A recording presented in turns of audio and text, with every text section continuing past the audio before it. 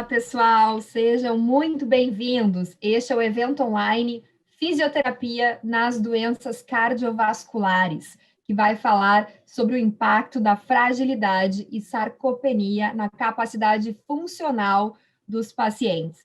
Meu nome é Débora Bresciani, eu sou jornalista do SECAD, o Sistema de Educação Continuada à Distância da ArtMed, que está promovendo essa iniciativa. E, claro, eu vou acompanhar essa noite, então, esse evento com vocês. Vamos contar com a presença do professor Marlos Carstens para ministrar a aula dessa noite. E, ao final da fala dele, ele vai ficar, então, ao vivo para responder algumas perguntas de vocês. Então, participem enviando, as suas perguntas, as suas dúvidas aqui no chat do YouTube. Não esqueçam de incluir o seu nome, cidade e estado. É legal também colocar a profissão para a gente saber, então, quem é que está nos assistindo.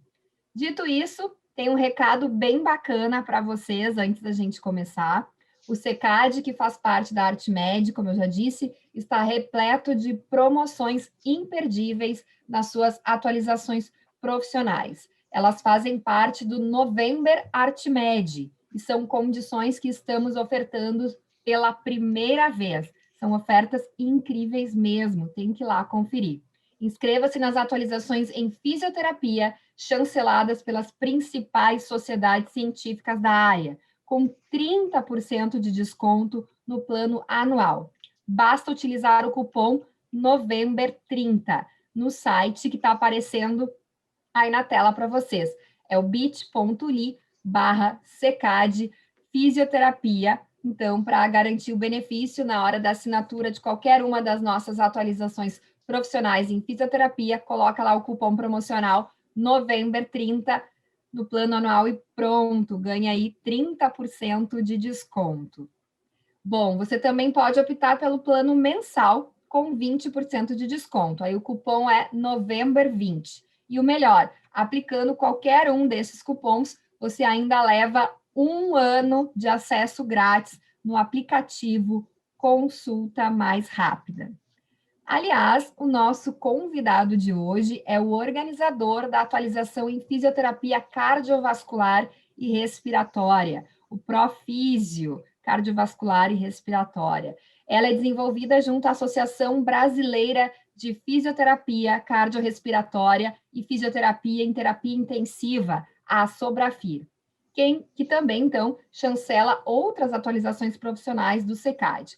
Vai lá em bit.ly/secad fisioterapia e confira as opções disponíveis para vocês.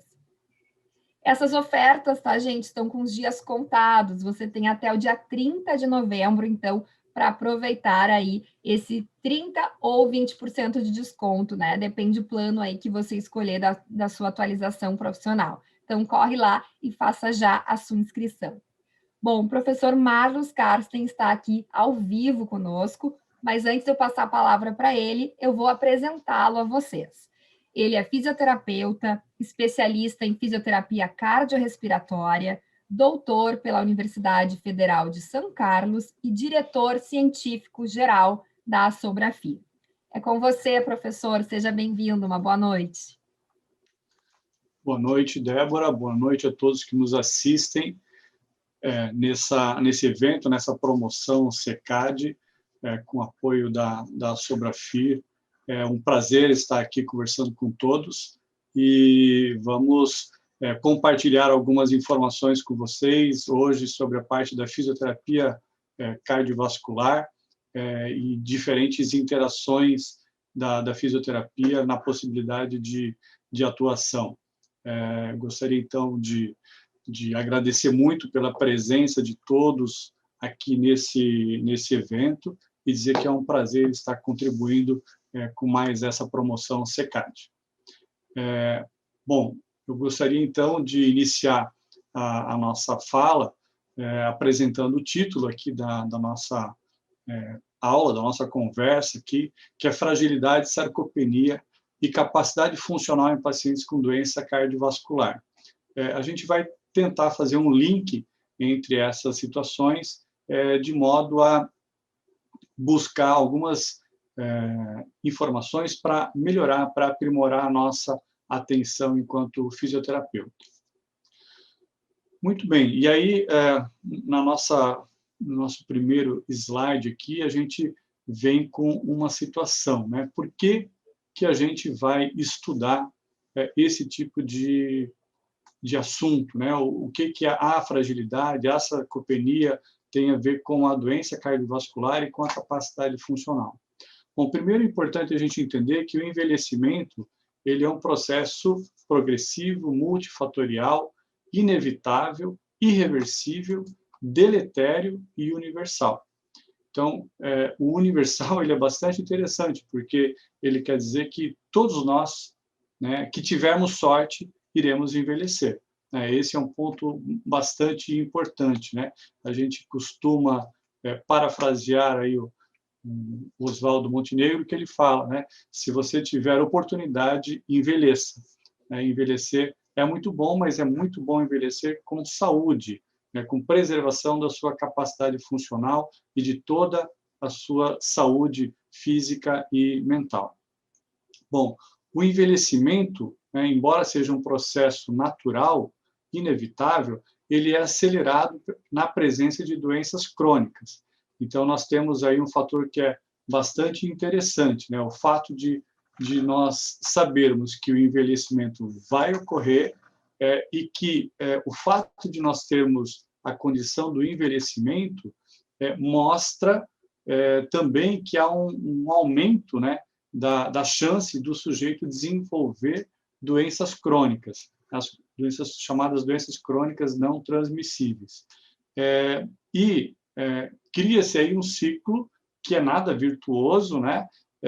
No sentido de que, a partir do momento que a população envelhece, ela tem maior chance de desenvolver doenças crônicas, e o fato de você ter doenças crônicas acelera o processo do envelhecimento. Então, aí a gente tem esse ciclo que é bastante interessante, e já começa aqui um primeiro link com as doenças cardiovasculares.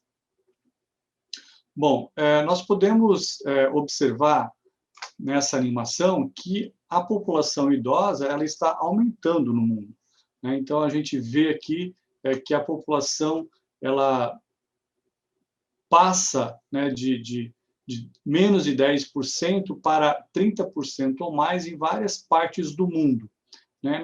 Aqui na região da América do Sul, há poucos países com 10% ou menos, a maior parte dos países está entre 10% e 30%, e a princípio, né, segundo essa estimativa da Organização Mundial de Saúde, em 2050 apenas o Chile terá 30% ou mais da sua população acima de 65 anos.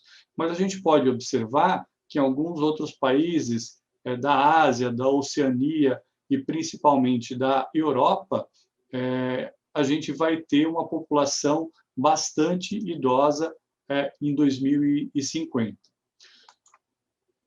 Nós temos aqui essa outra imagem que mostra uma diferença também bastante importante entre 2015, há 5 anos atrás, até 2050, daqui a 30 anos, em que a gente percebe que o Brasil, assim como toda a América Latina, passa de uma estimativa ou de um percentual de população acima de 65 anos relativamente baixo, né, abaixo aí de 14%, e que daqui a 30 anos a gente vai ter aí uma população idosa em torno de 14% a 28% na maioria desses países, né? Então, o envelhecimento ele está ocorrendo e ele vai ocorrer de maneira mais acelerada daqui adiante, nos próximos anos, e com isso a gente tem aí também uma grande chance de ter doenças crônicas não transmissíveis numa maior escala. Bom, e o que isso representa para a gente, né? A gente sabe que a população idosa, né, como a gente já vem falando, ela aumenta, né, a incidência de doenças crônicas não transmissíveis, né, o aumento da idade nessa população, e, além disso, as síndromes geriátricas. Há diversas síndromes que podem ser consideradas síndromes geriátricas, mas entre elas, as principais que a gente vai tratar hoje aqui na nossa conversa, estão a sarcopenia e a fragilidade. E nós sabemos, por estimativas internacionais, que, embora haja diferenças entre países, entre sexo e entre mesmo cor da pele, né, existe a diferença, ou uma estimativa, melhor dizendo, de que pessoas acima de 65 anos, cerca de 10% delas apresentam fragilidade. E acima de 85 anos, cerca de 50% apresentam fragilidade. Tá? E aí a gente vai, ao longo dessa nossa conversa, conceituar um pouco, apresentar o conceito de sarcopenia, fragilidade, e fazer uma relação delas com a capacidade funcional, em especial nos pacientes com doenças cardiovasculares. Bom, o que isso importa para a gente, né? A gente vai ver diferentes aspectos, né, da fragilidade da sarcopenia, o impacto que isso tem na vida das pessoas, e, além disso, a gente também tem um impacto direto na diminuição da capacidade funcional. Bom, uma maneira relativamente simples, né, de se prevenir a fragilidade e a sarcopenia, ela consiste num conjunto de ações que é exercício físico, alimentação saudável, em muitos casos, há necessidade de suplementação, porque também quando a gente envelhece, a gente perde um pouco da capacidade de utilizar adequadamente os alimentos, ou os nutrientes que estão presentes nos alimentos, né? Então, muitas vezes é necessário a suplementação nutricional. E, lógico, há também uma outra corrente que mostra que o sono adequado ele também previne bastante o envelhecimento. Mas, se nós pegarmos esses dois pontos principais, o exercício e a alimentação ou a suplementação nutricional, nós poderemos, né, ou poderíamos, pelo menos, para a maioria das pessoas, prevenir tanto a sarcopenia quanto a fragilidade. E a gente vai ver ao longo dessa conversa que, embora elas sejam duas síndromes isoladas, elas têm uma inter-relação bastante grande e, em muitos momentos, a gente tem dificuldade de separar uma da outra. Tá? Bom, e o que é, então, a sarcopenia? Né? A gente vai ver um conceito mais científico, mais adequado, né, daqui para frente, mas, assim, em linhas gerais, a sarcopenia, ela mostra para a gente, ou ela significa para a gente uma perda de massa muscular relacionada com o envelhecimento. Tá? Então, a gente tem aqui um sujeito mais jovem, né, com uma massa muscular mais aparente, e aqui um sujeito envelhecido em que há uma diminuição da sua massa muscular. Atualmente, como a gente vai ver um pouquinho mais para frente, a gente tem visto, inclusive em consensos internacionais, que mais importante, né, ou está se dando uma importância maior para a força muscular. Então, às vezes, o sujeito tem diminuição da massa muscular, mas se ele tem força muscular adequada, isso pode não ser um indicativo de sarcopenia. Né? Então, a gente vai tratar um pouco disso mais para frente também. E aqui a gente traz um exemplo, né, de um fisiculturista muito famoso na década de 70 e 80, que depois virou ator, o Arnold Schwarzenegger, né? Foi Mr. Universo algumas vezes, e aqui uma foto dele já após os seus 60 anos, né? Ele ainda pratica atividade física, ainda faz o seu levantamento de peso, mas é lógico que ele não é mais um profissional, mas vejam que a massa muscular que ele construiu na sua adolescência e fase adulta jovem, ele não conseguiu preservar ao longo da sua vida. Tá? Então, há essa perda de massa muscular. É lógico que a gente está mostrando aqui uma situação que pode ser considerada extrema, né? Mas há uma perda natural da massa muscular ao longo do envelhecimento, do processo de envelhecimento. O que é importante a gente entender também é que a sarcopenia ela é um processo multifatorial, né? É muito importante a gente ter essa informação, né? Então, a sarcopenia ela é um processo multifatorial, que está relacionado com fatores nutricionais, hormonais, o próprio estilo de vida, né? E atualmente a gente tem visto cada vez mais o estilo de vida sedentário, né, com aumento de massa gorda, obesidade, tabagismo. Então, esses fatores, eles interferem diretamente nos determinantes musculares de massa e de força muscular, né? E, além disso, a gente também tem questões genéticas do sistema nervoso, os fatores relacionados ao sistema nervoso também, que interferem diretamente aqui na sarcopenia. E, além disso, a gente também tem o estresse oxidativo, a questão do processo inflamatório, que é muito importante, e a gente vai ver que esse processo inflamatório guarda uma relação estreita com as doenças crônicas não transmissíveis também, tá ok? Bom, e o que implica a sarcopenia na saúde das pessoas, né? A sarcopenia, ela leva a uma diminuição da atividade, diminuição da força, causa dependência, incapacidade física, morbidade e pode aumentar a chance de mortalidade. E esse conjunto aqui de informações na parte de baixo da nossa tela, desculpem, na parte de baixo da nossa tela, é muito semelhante ao que a gente chama ou conceitua como fragilidade, tá? Então, a gente vai ver um pouco mais para frente o conceito de fragilidade, mas é importante que a gente tenha essa noção de que a fragilidade ela está relacionada a uma diminuição da atividade, a uma incapacidade física, a uma dependência física, e isso, então, tem uma relação direta com a sarcopenia. Isso não quer dizer que todo sujeito frágil seja sarcopênico e que todo sarcopênico seja sujeito frágil, embora haja uma chance bastante grande de que um sujeito frágil tenha sarcopenia e vice-versa. Bom, a sarcopenia, então, existem alguns grupos, né, internacionais que estudam a sarcopenia e que propõem algumas ações e conceitos, definições, enfim, uma série de informações sobre a sarcopenia. Um dos mais respeitados no mundo é um grupo europeu, né? Então, existe um grupo europeu que estuda, né, e que acaba publicando diversos textos sobre a sarcopenia.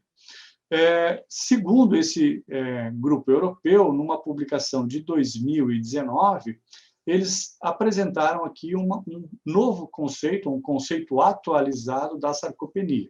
E dizem que a sarcopenia é uma doença muscular esquelética progressiva e generalizada que está associada a maior probabilidade de resultados adversos, incluindo quedas, fraturas, incapacidade física e mortalidade. Então, é muito importante que a gente tenha esse conceito em mente, né? É uma doença muscular esquelética, progressiva, generalizada, associada a uma maior probabilidade de resultados adversos. Bom, esse mesmo grupo publicou em 2010, né? Então, um consenso anterior, eles publicaram em 2010, e eles mostraram que um algoritmo aqui para se identificar a sarcopenia. Naquele momento, eles levavam em consideração 3 principais itens, tá, que ainda são considerados na definição atual. Mas só gostaria de mostrar para vocês uma mudança de não vamos dizer paradigma, mas assim, de raciocínio clínico em relação à definição da sarcopenia, né? Então, os 3 pilares da sarcopenia são a perda da massa muscular, a fraqueza muscular e a baixa performance física, né? E o que eles identificavam, então? Que a massa muscular, ou a baixa massa muscular, ela estava presente, ou ela caracterizava a pré-sarcopenia, e estava obrigatoriamente presente na sarcopenia e na sarcopenia severa. Na sarcopenia, o sujeito, além de baixa massa muscular, ele deveria ter ou baixa força muscular ou baixa performance muscular. E na sarcopenia severa, ele apresentava os 3 fatores. Então, perda de massa muscular, perda de força muscular e baixa performance muscular. E se utilizava esse algoritmo aqui para a gente identificar. Então, se começava fazendo o levantamento ou melhor, a investigação, a triagem da sarcopenia por um teste de velocidade de marcha, né? E se determinava se o teste ele estava normal ou abaixo do normal. A partir disso, se o sujeito estivesse com um teste normal, se fazia um teste de força muscular, e se ele tivesse normal, não teria sarcopenia. Apresentando baixa força muscular, se fazia uma avaliação da massa muscular, e a partir daí, então, se o sujeito estivesse normal, não teria sarcopenia, e fosse baixo, teria sarcopenia. Já aquele sujeito que tem baixa performance, ele não precisava fazer teste de força muscular, já se avaliava diretamente a massa muscular, e ele tendo baixa massa muscular, ele teria sarcopenia. Bom, de 2010 para 2018, que foi a realização do consenso publicado em 2019, houve uma mudança nesse raciocínio. E eles, então, entenderam que a baixa força muscular é o principal indicativo de sarcopenia, né? O diagnóstico ele é confirmado por baixa quantidade ou qualidade muscular, né? Que é representativo da massa muscular. E que se ele tiver baixa força muscular e baixa quantidade ou qualidade muscular ou da massa muscular associado a uma baixa performance física, ele teria, então, uma sarcopenia severa. Então, há aí uma mudança de abordagem em relação à definição da sarcopenia. E com isso, então, se desenvolveu um novo algoritmo em que, a partir de um instrumento de triagem, que a gente vai apresentar adiante, né, se identifica se há uma suspeita do sujeito ter sarcopenia. Esse resultado aqui, esse instrumento chama-se SARC-F, né, ele consiste de 5 questões. Se o sujeito apresentar uma pontuação abaixo de 5, ele não tem sarcopenia e ele vai passar por uma triagem num outro momento. Se ele tiver 5 ou mais, ele faz um teste de força muscular e aí ele pode ser definido como não tendo sarcopenia se a força muscular dele for normal. Se a força muscular dele for baixa, ele possivelmente tem uma sarcopenia e isso já indica, então, que se deve começar a intervenção com esse sujeito. De qualquer maneira, se faz uma confirmação por uma avaliação da quantidade ou qualidade muscular, com diferentes instrumentos. Esses que estão aqui são todos instrumentos, a ressonância magnética, a tomografia computadorizada, a bioimpedância e o DEXA, né? Então, são instrumentos caros, com alta tecnologia incorporada, mas é necessário, ou é uma maneira de se fazer essa avaliação. E se o sujeito tiver baixa quantidade ou qualidade, se confirma a sarcopenia e aí se faz um teste ou uma avaliação da performance física e ele apresentando uma baixa resposta, ele é considerado como tendo uma sarcopenia severa. Então, esse algoritmo aqui vai guiar os próximos slides para a gente conhecer alguns instrumentos. Eu não vou me deter muito nos instrumentos, mas a gente vai apresentá-los para vocês terem um conhecimento básico sobre eles. O primeiro deles, então, é um instrumento de triagem, que é o SARC-F. O SARC-F ele consiste de 5 domínios em que se busca investigar a força, a destreza ou habilidade de caminhar, de levantar da cadeira, de subir escadas, e a questão relacionada às quedas, né? Então, se faz sempre uma pergunta aos sujeitos, e eles têm 3 opções de resposta, que variam de 0 a 2.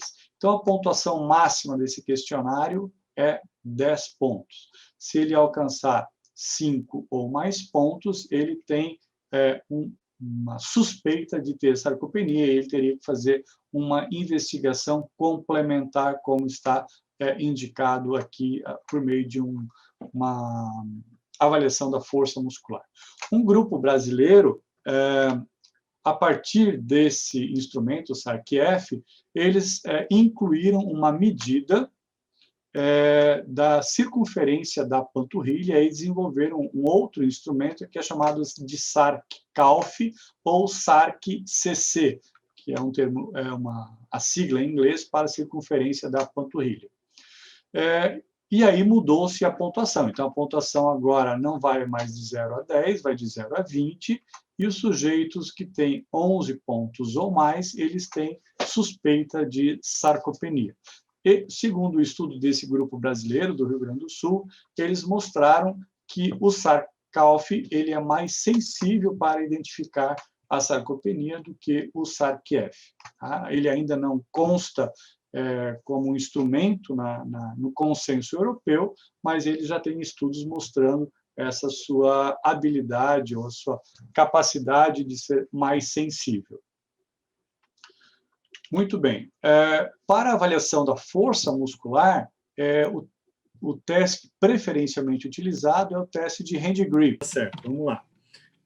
A gente estava falando aqui da questão da força muscular, que é verificada pela força de preensão palmar, e a gente observa esse intervalo de força entre os diferentes indivíduos. O que é importante a gente perceber nesse slide, nesse gráfico, melhor dizendo, é que é muito importante que nós tenhamos uma preocupação com a força, com o ganho de força muscular na nossa idade mais jovem, e que ao longo do período em que a gente entra na idade adulta e na idade caracterizada como idoso, a terceira idade, a gente faça a manutenção da força muscular. Se nós deixarmos de treinar força muscular, a gente vai, de maneira bastante rápida, perder essa característica, e isso interfere diretamente na nossa performance física. Ok? Muito bem. Uma outra característica da sarcopenia em relação à massa muscular, a qualidade da massa muscular e a quantidade da massa muscular. Nesse sentido, a sarcopenia ela é caracterizada por uma diminuição do número de fibras musculares, que aqui a gente pode observar numa ressonância magnética de um jovem e de um idoso, com a mesma área de secção transversa da coxa, mas o jovem tem uma quantidade muscular muito maior do que o idoso. Além disso, a qualidade muscular também muda, né? Porque há uma diminuição do tamanho das fibras musculares. Então, as fibras musculares, elas perdem o seu tamanho, né? Aqui a gente tem característica da fibra do tipo 1 e aqui do tipo 2, e essa informação vai ser bem importante para uma parte um pouco mais adiante que a gente vai comentar. Tá? Então, a gente tem essa diminuição de número de fibras e de tamanho de fibras musculares, o que vai interferir diretamente na performance ou na capacidade de performance desses sujeitos. De maneira sintetizada, né, esse artigo do consenso traz aqui alguns valores de referência, a gente não vai investir um tempo aqui agora, vocês têm a referência para fazer a consulta, tá? E então vocês podem depois ter acesso a esse material. Do ponto de vista de fragilidade, então a gente deu uma passada ali na sarcopenia, agora a gente vai falar da fragilidade. A fragilidade ela é uma síndrome clínica multifatorial caracterizada pela modificação do estado fisiológico, que leva a maior vulnerabilidade e deterioração em diferentes sistemas do corpo humano. Com isso, nós temos aumento da vulnerabilidade às doenças, diminuição da capacidade funcional e, em última instância, a dependência física e funcional. Há, como eu falei no início, uma inter-relação entre a sarcopenia, mais relacionada com perda de massa e de força muscular, e com a fragilidade, que é caracterizada principalmente pela fadiga, sedentarismo, perda de peso, déficit cognitivo e isolamento social. No meio disso tudo, nós temos um prejuízo da função física, com diminuição da força muscular, diminuição da velocidade de marcha e déficit de equilíbrio, mostrando aí, então, uma inter-relação entre sarcopenia e fragilidade. A fragilidade e a sarcopenia, elas são aumentadas ou com o envelhecimento, né? Então, a gente tem todas essas características aqui, elas são características do envelhecimento e que têm uma relação direta com a performance e com a fragilidade, que aumenta, né? Ou há um aumento da chance da pessoa ser frágil com o aumento da idade.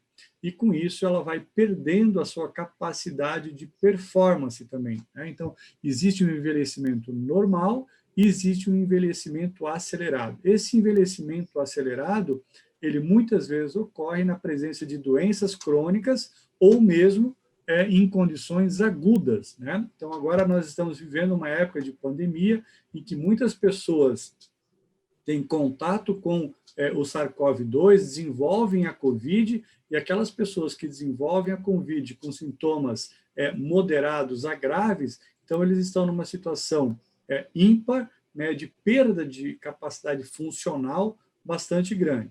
Se os sujeitos eles são previamente rígidos, a chance deles recuperarem a sua capacidade funcional de maneira mais rápida é maior. Agora, se o sujeito não for previamente rígido, ele vai ter um déficit maior para recuperar a sua capacidade funcional. A gente vai ver isso um pouquinho melhor numa outra figura.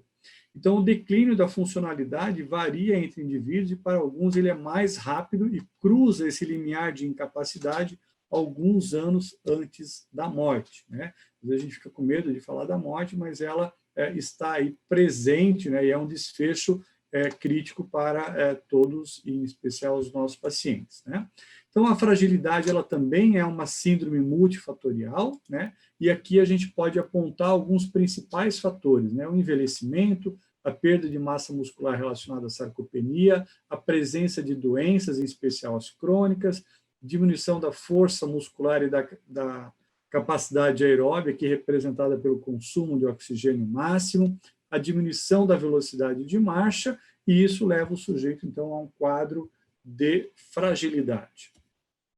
A prevalência da fragilidade, como eu comentei anteriormente, ela varia bastante de acordo com os estudos e de acordo com os instrumentos utilizados. Então, a gente vai ter diferentes níveis aqui de prevalência de fragilidade, tá?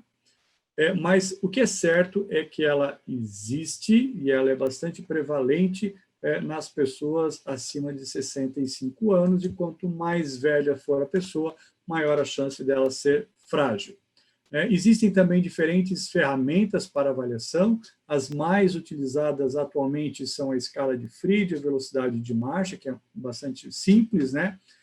O Comprehensive Geriatric Assessment, que é um instrumento também desenvolvido no Canadá, e o Study of Osteoporotic Fracture Index, o SOF Index, que é uma versão simplificada da escala de Fried. Então, são diferentes os instrumentos, e cada um dos instrumentos vai mostrar resultados diferentes, muitos deles com concordância.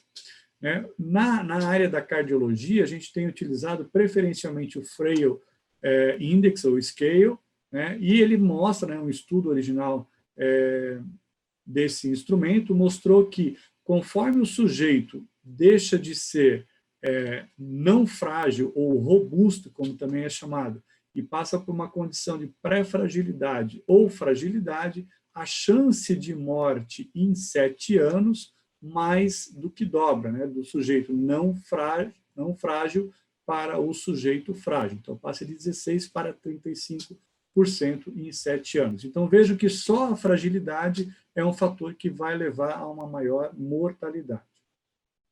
Para se definir o sujeito como frágil por esse índice, são avaliados 5 critérios, e dos 5 critérios, o sujeito que preenche 3 ou mais critérios é considerado frágil.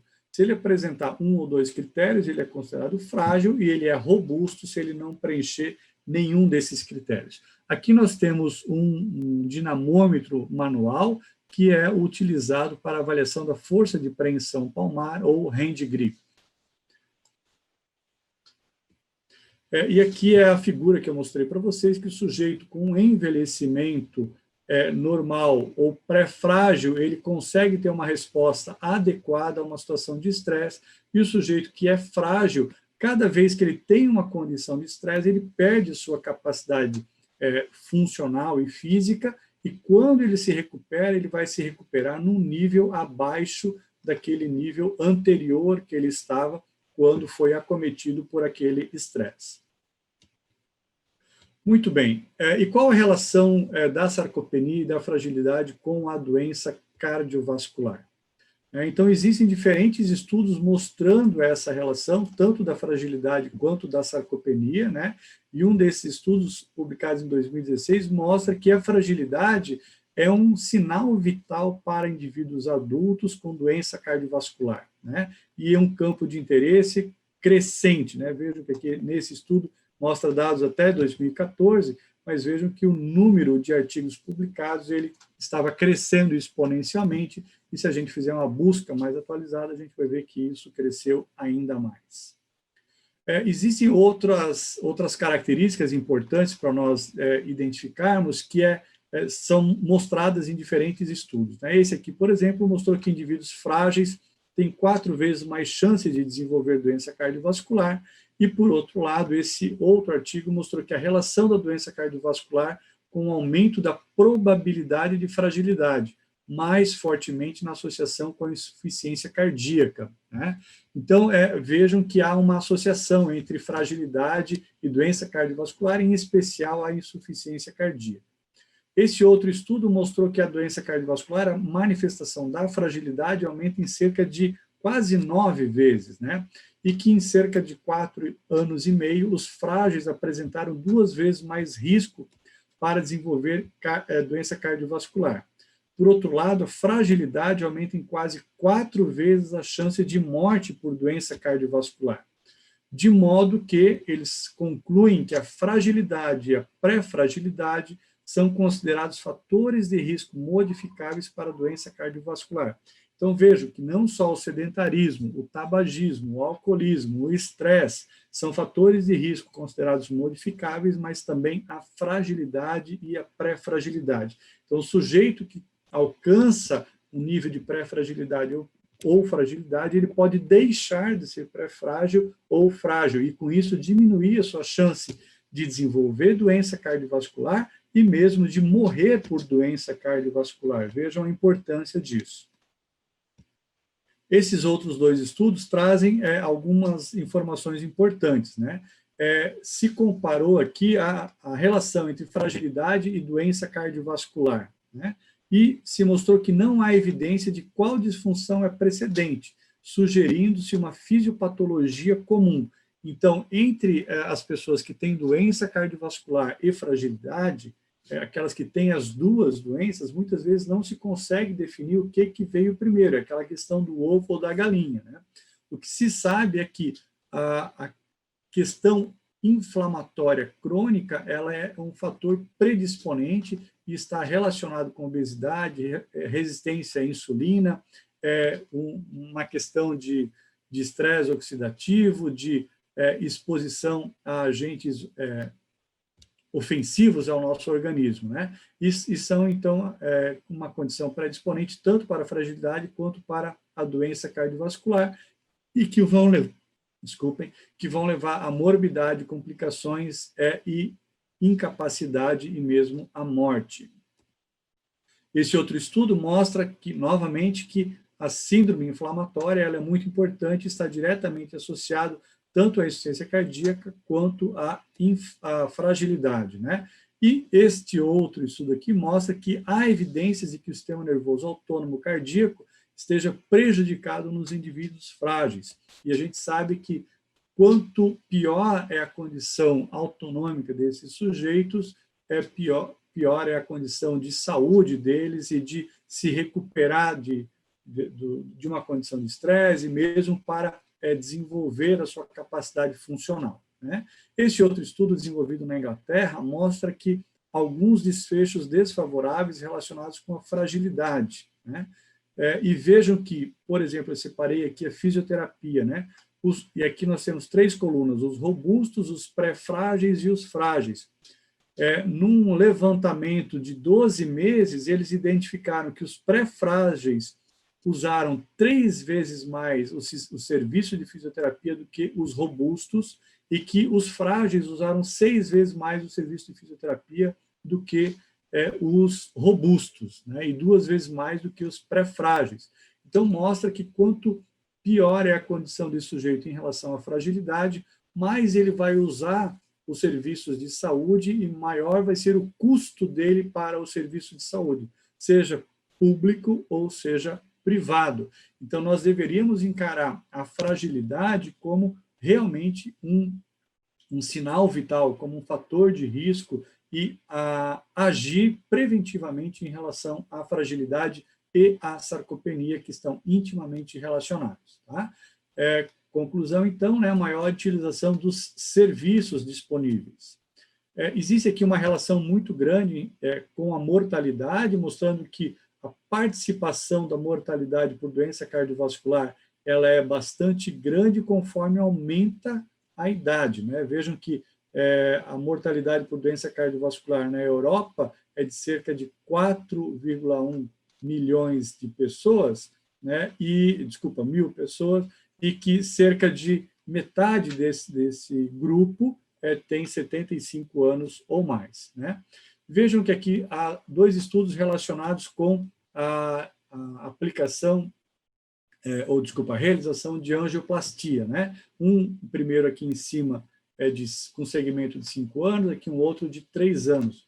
Vejam que após a angioplastia, que é esse momento azul aqui, as mortes por doença cardiovascular, elas diminuem 33%, e as mortes não relacionadas à doença cardiovascular aumentam 57%. E o que será que justifica isso? Né? Então, nesse outro estudo, eles mostraram que os sujeitos frágeis têm um índice de mortalidade muito maior após a angioplastia do que aqueles que não são frágeis. Então, numa angioplastia, há uma resolução de uma questão cardíaca, porém, a questão física funcional desse sujeito, ela vai ser responsável por um aumento da mortalidade quando os sujeitos são comparados entre frágeis e não frágeis. E aqui também é um outro estudo que mostra que em verde os robustos, em vermelho os pré-frágeis e em azul os frágeis, mostrando que, independente se é uma morte relacionada à doença cardiovascular ou não relacionada à doença cardiovascular, a questão dele ser frágil aumenta bastante o risco dele de morte. Este outro estudo, bastante interessante, mostra que também os sujeitos robustos, pré-frágeis e frágeis, esses sujeitos frágeis têm pior capacidade funcional do que os sujeitos robustos e do que os pré-frágeis, tanto do ponto de vista de carga de trabalho, consumo de oxigênio no pico e percentual do pico de oxigênio. Então, está aí um indicativo de que é muito importante a gente fazer ou promover treinamento físico aeróbio, mas a gente vai ver que o treinamento físico aeróbio é apenas uma parte da nossa intervenção. Né? Existem também estudos mostrando maior risco de hospitalização, pior qualidade de vida, e agora a gente chega em uma parte em que a gente começa a observar mais as intervenções para reduzir a fragilidade. E aqui entra como um primeiro fator o exercício físico, seguido de suplementação de proteína, suplementação de vitamina D e redução da polifarmácia, que é muito comum nos sujeitos idosos e principalmente naqueles que têm doença crônica. Né? Então, é muito importante todos esses fatores aqui, mas o exercício físico ele tem um papel muito importante. E esse estudo mostra para a gente uma situação bastante interessante. Aqui eu trouxe aquelas figuras que eu mostrei no slide lá no início, mostrando aqui uma área de secção transversa comparando os sujeitos jovens com os idosos, né? Os idosos apresentando uma área de secção transversa menor, e observamos aqui que essa área de secção transversa ela está mais relacionada à perda de fibras do tipo 2, que são aquelas fibras anaeróbias. Por outro lado, quando esse grupo é submetido a exercícios resistidos 3 vezes por semana, por 6 meses, com diferentes protocolos, observa-se que há um aumento da área de secção transversa desses sujeitos idosos, certo? E que esse aumento da área de secção transversa se dá prioritariamente pelo aumento das fibras do tipo 2. Dessa maneira, se pode concluir que o treinamento de força ele tem um papel muito importante. Então, nós vemos que treinamento aeróbio e treinamento de força são fundamentais para esses pacientes. E esse outro estudo, com 250 pacientes com doença cardiovascular, realizando um programa de exercício, educação e saúde por 12 semanas, né? Então, integrando um grupo de reabilitação cardíaca, todos eles com fragilidade severa, eles observaram que 66%, quer dizer, de cada 3, 2 participantes melhoraram seus scores de fragilidade, e que os pacientes com níveis mais graves de fragilidade podem obter maior benefício da reabilitação cardíaca. Isso é algo que a gente já vem observando. Aqueles sujeitos que têm pior capacidade funcional, eles têm uma janela de melhora maior do que aqueles que já estão bem treinados. E esse artigo aqui do professor Carlo Vigorito, da Itália, com quem eu tive o prazer de estar ano passado num congresso em Lisboa, eles mostram que a presença e a gravidade da fragilidade podem modular o programa de reabilitação cardíaca. Eu diria mais, devem modular o programa de reabilitação cardíaca ou cardiovascular por meio de intervenções personalizadas. Isso é algo que nós, fisioterapeutas, temos que correr atrás. As intervenções devem ser o mais personalizada possível. A avaliação inicial deve ser adequada às condições físicas dos pacientes e o programa de reabilitação deve ser individualizado, com base no comprometimento funcional. E aí, na palestra que ele apresentou, ele mostrou esse slide, né, que eu pedi autorização para mostrar aqui, foi uma gentileza dele. Ele classifica, né, então, sujeitos como não frágeis, moderadamente frágeis, severamente frágeis ou muito severamente frágeis, e a partir disso se trabalha com diferentes protocolos de treinamento. Então, devemos individualizar o treinamento em função da capacidade funcional e do nível de fragilidade desses sujeitos. Em resumo, né, aqui as mensagens para a gente levar para casa e pensar um pouco, e depois a gente vai abrir para algumas questões, caso haja tempo disponível. Da minha parte está tudo ok. Então, em resumo aqui, fragilidade e sarcopenia são prevalentes na população idosa e os pacientes com doenças cardiopulmonares crônicas são mais afetados. A fragilidade e a sarcopenia são subdiagnosticadas e isso leva a um prejuízo ao processo de reabilitação e maior risco de morte, porque os pacientes que não são bem tratados, eles têm maior risco de morte. As ferramentas para avaliação e diagnóstico são de fácil aplicação. E, o que é mais importante, os fisioterapeutas têm expertise para aplicar essas ferramentas. Então, é muito importante que a gente conheça as ferramentas e treine a aplicação dessas ferramentas. Devemos monitorar as alterações físicas e funcionais e isso pode ajudar na prevenção. O treinamento aeróbio e, principalmente, o treinamento resistido são fundamentais para tratarmos esses pacientes, muitas vezes fazer um trabalho, né, um processo de prevenção. E a gente não deve esquecer que sempre uma abordagem multiprofissional amplia a chance de sucesso na prevenção e tratamento da fragilidade e sarcopenia. Então, nós fisioterapeutas, junto com nutricionistas, com enfermeiros, com médicos, com profissionais de educação física, entre outros profissionais, podemos dar um suporte melhor para esses nossos pacientes. Antes de concluir, eu gostaria de chamar a atenção de vocês, como diretor científico da Sobrafir, nós temos 2 revistas científicas que estão aceitando artigos para publicação. Vocês podem acessar os sites dessas revistas. E eu agradeço, então, pela presença de todos, pela paciência de vocês, e peço desculpas pela falha que nós tivemos aqui na internet, mas houve uma queda aqui na região, e eu tive que, então, acionar o 4G do celular e fazer um vínculo aqui com o notebook, tá bom? Fico à disposição de vocês, muito obrigado pela atenção de todos. Bacana, muito obrigada, professor Marlos Karsten, que hoje está aí nos presenteando com todo esse conhecimento. Professor, temos aqui o pessoal que estava assistindo, agradecemos, né, pela sua atenção aí em tentar voltar logo com a internet, né, roteou a internet do seu celular aí para estar conosco, para não deixar ninguém na mão. Muito obrigada também por isso. Bom, vamos para as perguntas aqui que o pessoal mandou. O Heldson Nogueira, ele é acadêmico de fisioterapia. Ele faz uma pergunta meio específica aqui, mas vamos ver se o senhor pode ajudá-lo. Como profissional em fisioterapia cardiorrespiratória, atua em pacientes cardiopatas cirurgiados e já vindo de 3 cirurgias cardíacas? Bom, é uma pergunta que tem uma condição ampla, né? O paciente operado ou multioperado, né, ou cirurgiado, como o colega comentou ali, enfim, ela permite, assim, uma gama muito grande de resposta, porque nós não conhecemos a condição clínica desse sujeito, a capacidade funcional desse sujeito, mas o que eu poderia inicialmente dizer é que se deve fazer a melhor intervenção no ponto de vista de investigação da capacidade desse sujeito, da condição clínica dele, para identificar quais são as suas principais limitações e, a partir disso, gerar um plano de tratamento adequado para o paciente, né?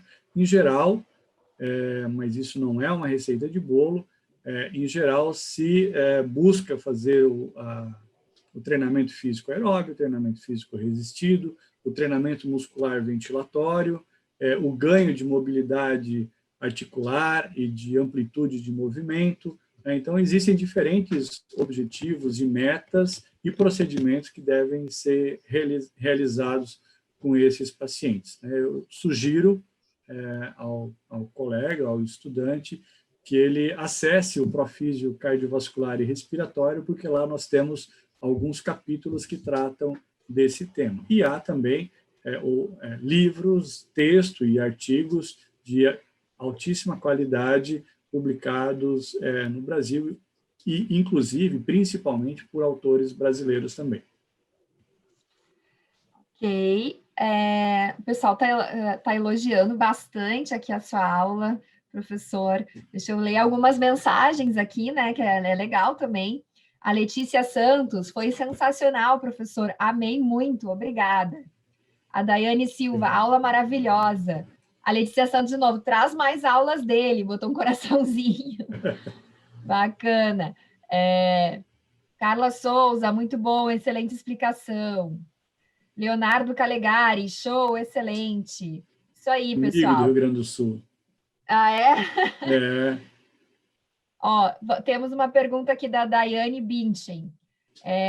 Boa noite, Marlos. Parabéns pela aula. Qual a sugestão de sistematização de avaliações de fragilidade e sarcopenia para os pacientes que entram nos programas de reabilitação cardiovascular? Obrigado, Daiane. Daiane também é uma colega aqui de Santa Catarina, trabalha na Universidade Federal de Santa Catarina, tem em Araranguá, bastante experiência também. Daiane, o que a gente tem feito e procurado implementar nos serviços de reabilitação é basicamente o CHS Index, para avaliação da fragilidade. Nós temos, mais recentemente, tentado implementar, onde nós conseguimos, a avaliação com o SARC-F, que, na verdade, é uma triagem, né? E, a partir da avaliação do SARC-F, quando a gente tem já a aplicação do CHS Index, nós também temos a avaliação da força de preensão palmar e temos o teste de velocidade de marcha. Então, veja que a aplicação desses dois instrumentos em paralelo já permite que a gente faça a triagem pelo SARC-F, e se você quiser fazer adotar o SARC-ALF, que inclui a medida da circunferência da panturrilha, isso vai te dar um poder discriminatório melhor. O próximo passo seria verificar força muscular, e como a gente já aplica o CHS Index, a gente tem a força de preensão palmar, então é só pegar o resultado de lá. Depois a gente precisaria de uma confirmação com qualidade ou quantidade muscular, e isso, pelo consenso, ainda é direcionado para exames de alto custo, como tomografia, ressonância ou DEXA, ou o que talvez fosse mais fácil de se utilizar é a bioimpedância eletrônica, né? E, por outro lado, existem algumas sugestões de medida antropométrica para a gente avaliar a quantidade e a qualidade muscular. E aí, por fim, se faria o teste de performance. E como a gente, no CHS Index, já aplica o teste de velocidade de marcha em 4 metros, a gente já teria esse resultado também. Então, a aplicação desses dois instrumentos vai possivelmente dar uma visão bastante apurada se o teu paciente ele tem sarcopenia e ou fragilidade. Bacana, professor. Por falar em assinar, né, as atualizações do SECAD, a Carla, ela diz que a Ana Carla Souza, ela é acadêmica de fisioterapia do 10º período. Ela botou, já sou assinante do SECAD. Bacana, né? Parabéns. Essa atualização realmente também é para os estudantes de fisioterapia e com certeza vão aproveitar muito todo o conteúdo que é disponibilizado lá. Por falar nisso, tem a Ana Beatriz Castro, tá? Ela é do 1º semestre de fisioterapia. Olha que interessante, ela já está assistindo webinars na área que ela escolheu, para daqui a pouco fazer a sua especialização então, quando terminar a faculdade, né? Ela fez uma pergunta aqui, como acadêmica aqui do 1º semestre, ela fala o seguinte: então, para o tratamento da sarcopenia em idosos, a principal estratégia seria os exercícios resistidos, mas também o treino de força progressivo? É isso mesmo, professor? Às vezes, algumas nomenclaturas são colocadas por diferentes colegas, a gente não sabe se essa nomenclatura, essa denominação, ela se refere a algum protocolo específico, né? Mas o treinamento de resistido ou contra-resistência ou de fortalecimento, e aí também existem diferentes nomes, né? Ele pode ser feito por diversos protocolos, né? E a gente, em geral, utiliza protocolos no qual há aumento de intensidade gradual. Eu não sei se é bem isso que ela quis se referir, mas, sim, o aumento progressivo de intensidade, ele geralmente é utilizado nos treinamentos. Bacana. Tem aqui outra pergunta da Eduarda Mendonça. Boa noite, parabéns, excelente palestra, professor. Gostaria de saber se tem alguns dados sobre os impactos da reabilitação cardiovascular na fragilidade na sarcopenia. Eu particularmente, assim, nós estamos desenvolvendo alguns estudos aqui em Florianópolis. Nós não temos dados conclusivos ainda, porque os estudos eles estavam em andamento e a gente teve que parar em 2020, na verdade, né? Mas pretendemos retomar os estudos a partir de 2021. Mas na literatura há alguns dados interessantes sobre o efeito, né? Vamos dizer assim, o efeito da reabilitação dos programas de treinamento sobre fragilidade e sarcopenia. Bacana. A Dayana Binchen, que o senhor já respondeu lá, ela fez uma outra pergunta aqui. Ela botou: muito obrigada pela resposta. Existe um protocolo de reavaliação?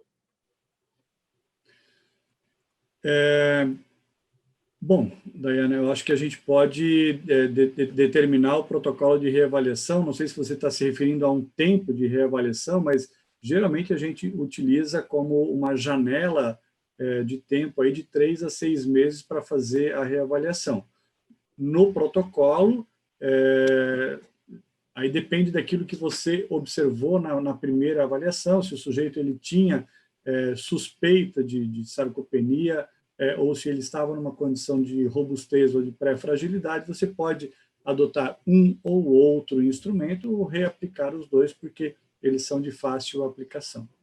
Ela colocou aqui: minha pergunta é com relação ao tempo em que se reavalia. Ok. Isso. Vamos ver.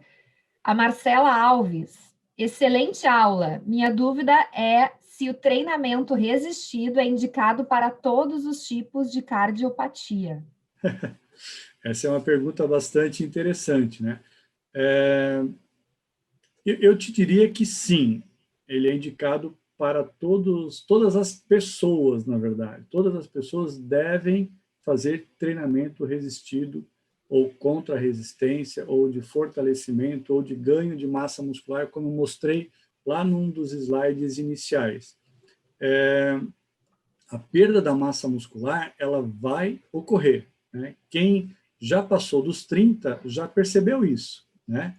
Eu já passei dos 30, então a gente está numa condição de que há perda de massa muscular e conforme a nossa idade vai avançando, ela vai se tornando cada vez mais visível, perceptível. Então, assim, primeiro, treinamento de fortalecimento, ele é indicado para todas as pessoas. Há algumas condições clínicas em que o treinamento ele deve ser feito com maior cuidado e, excepcionalmente, ele deve ser contraindicado, né? Mas há condições clínicas raríssimas, ou raríssimas não, mas assim, bastante específicas, limitadas, em relação à cardiopatia, em que a gente deve não realizar o treinamento contra a resistência. Por outro lado, é muito interessante a gente entender que muitas vezes a gente recebe pacientes com uma baixa capacidade funcional, bastante,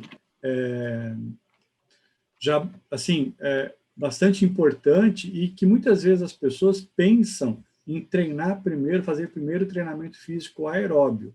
E muitas vezes essas pessoas vão se beneficiar primeiro de um treinamento de resistência, ou resistido, ou de fortalecimento muscular, para que ele ganhe massa muscular e, a partir dali, ele faça o treinamento físico aeróbico. Ok, temos tempo para mais algumas perguntas, né, professor? Ok, temos sim. Então, tá. A Camila Braz Pascoal pergunta: existe alguma contraindicação aos exercícios resistidos e aeróbicos em sarcopenia e fragilidade mais graves? Teria que fazer um acompanhamento nutricional antes? Excelente pergunta, né? Como eu falei aí num dos últimos slides, o acompanhamento multiprofissional ele é muito importante. Então, muitas vezes, quando há um quadro de sarcopenia mais importante, bom, independente de ser mais importante, quando há um quadro de sarcopenia, é muito importante que sejam feitos ajustes na alimentação, e em muitos casos é necessário suplementação alimentar ou nutricional. Então, sim, a consulta ou a referência a um nutricionista, ela é fundamental. E, além disso, a gente também tem que levar em consideração a questão da polifarmácia. Há medicamentos que interferem na síntese muscular. Então, se deve fazer ajuste da medicação, muitas vezes da dose, ou às vezes trocar a medicação, e aí se tem que fazer a referência do paciente ao seu cardiologista ou ao seu clínico para que se faça ajuste dessa medicação. O Bruno Rodrigues faz um comentário quanto a esse assunto. Ele fala o seguinte: boa noite. Um dos grandes problemas que encontro na minha prática é a questão nutricional. São pacientes geralmente com um déficit nutricional importante, o que acaba por ser um entrave na evolução. Ele é fisioterapeuta de Santana do Livramento, aqui no Rio Grande do Sul. Com toda certeza, concordo plenamente, né? Muitas vezes a gente fica de mãos amarradas, a gente elabora o melhor protocolo, consegue ter alguma evolução, mas a gente vai chegar num determinado ponto em que o paciente ele precisa ter massa muscular para ter uma resposta adequada. Se ele não tiver massa muscular adequada, ele não vai conseguir desenvolver a força e não vai conseguir desenvolver a sua performance em diferentes possibilidades de teste que a gente venha fazer, ou mesmo de treinamento. A Camila Braz Pascoal pergunta, mas teria um período antes de realizar os exercícios? Acho que ela se refere a essa questão nutricional mesmo. Um período para essa avaliação nutricional. Isso deve ser algo continuado, né? Então, assim, se faz... porque, assim, a gente pode fazer ajustes, né? Então, a partir do momento que o paciente chega para nós, a gente identifica a sarcopenia e ou fragilidade, a gente já deve referenciar esse paciente para um nutricionista sempre que houver essa possibilidade, né? E aí, a partir daí, o nutricionista vai iniciar um plano de tratamento que é dele, é peculiar à atuação profissional dele. E há uma resposta para a gente: olha, nós estamos usando tal suplemento, ou vamos modificar a alimentação. E a gente sabe que qualquer mudança dessa de plano alimentar ou de de suplementação alimentar, dificilmente vai te dar uma resposta rápida. Isso demora semanas para acontecer a resposta. Então, a gente não precisa esperar todas essas semanas para começar a intervenção com o nosso paciente, mas a gente vai fazer a adequação do nosso treinamento à capacidade funcional e aquilo que é permitido, possível fazer para ele, sem que a gente piore a condição nutricional dele. Porque esse é um fator importante, assim, há a necessidade do paciente de criar massa muscular. Dependendo do exercício, dependendo da intervenção que a gente faz com o paciente ele não consegue recuperar a massa muscular, porque quando a gente faz um exercício, a gente tem microlesões. E aí o paciente ele entra numa condição que é negativa, né? Então, ao invés de a gente estar aprimorando a condição física e funcional dele, a gente pode estar prejudicando. Então, é muito importante a gente ter essa conversa, essa relação com o profissional de nutrição e fazer a adequação do plano de tratamento para o paciente. A Juliana Souza é acadêmica em fisioterapia de Recife, Pernambuco. Ela faz a seguinte pergunta: o protocolo de reabilitação em pacientes retidos ao leito no pós-operatório seria semelhante aos pacientes com sarcopenia, a fim de conter o avanço? E também tem uma aqui que é do Instituto Harmony, por Caio César. Ele também faz uma pergunta parecida, então acho que o senhor pode responder aos dois. O protocolo de reabilitação em pacientes retidos ao leito no pós-operatório, no caso de cirurgia cardíaca, qual seria? Assim, protocolo, a gente tem que entender que, assim, protocolo, ele é muito, vamos dizer assim, limitado, né? E cada instituição pode adotar um protocolo diferente. Dificilmente a gente vai falar aqui de protocolos de reabilitação, porque cada instituição pode adotar um protocolo diferente, tá? O que eu estou entendendo dessas perguntas, né? Então, quando a gente tem pacientes que estão limitados ao leito, né, talvez o retido seja um termo utilizado pelo pessoal aí de Pernambuco, né? Quando eles estão limitados ao leito, eles possivelmente vão ter perda de massa muscular mais acelerada. O que a gente deve evitar sempre que possível, sempre que a condição clínica do paciente permita, é manter o paciente limitado ou restrito ao leito.